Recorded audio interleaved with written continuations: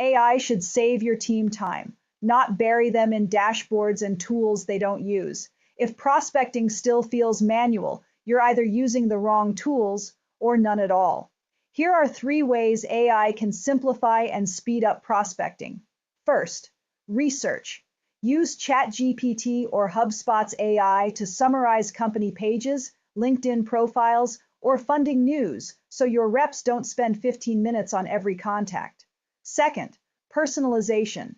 AI can rewrite outreach emails based on past client wins or role-specific pain points, keeping messages relevant without being robotic. Third, sequencing. Tools like HubSpot can automate follow-ups based on behavior, so your team connects when leads are actually warm. The goal isn't to automate everything, it's to free your reps from the busy work that slows them down. If your AI stack isn't doing that, it's time to rethink how you're using it.